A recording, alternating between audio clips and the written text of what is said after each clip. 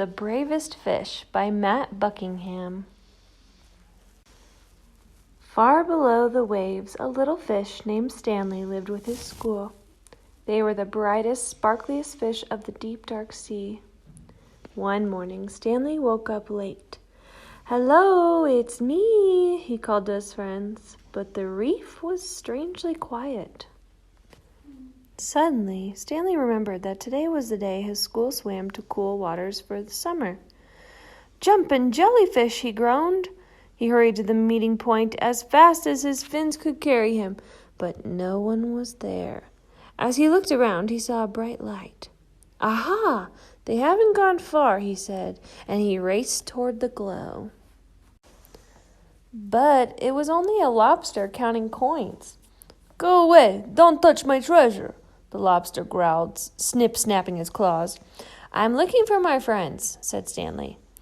"Fish," the lobster grumbled. "Those others were in such a hurry to find someone, they upset my coins." "Others?" asked Stanley. "My friends." "Join them then," snarled the lobster, and Stanley sped off.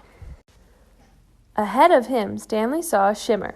He could just make out a bright, sparkly fish, one of his friends. "Hello, it's me," he called, swimming faster. Clunk! Stanley crashed headfirst into something hard. "Jumpin' jellyfish," he cried. It wasn't one of his friends at all, but his own reflection in a shiny pearl.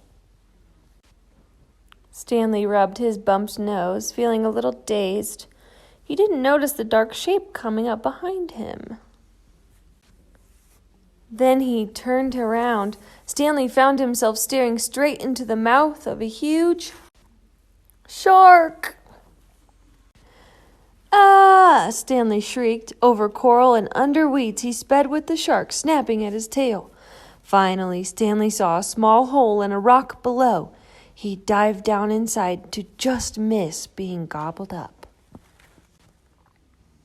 Deep within the cave, Stanley shivered and shook. He felt sad and lonely. He was beginning to think he'd never see his friends again. "Well, I can't stay here forever," he said at last.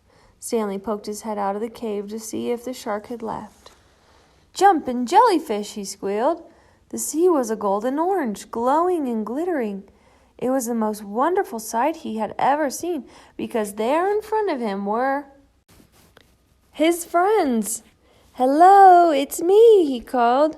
"Stanley," his friends cheered.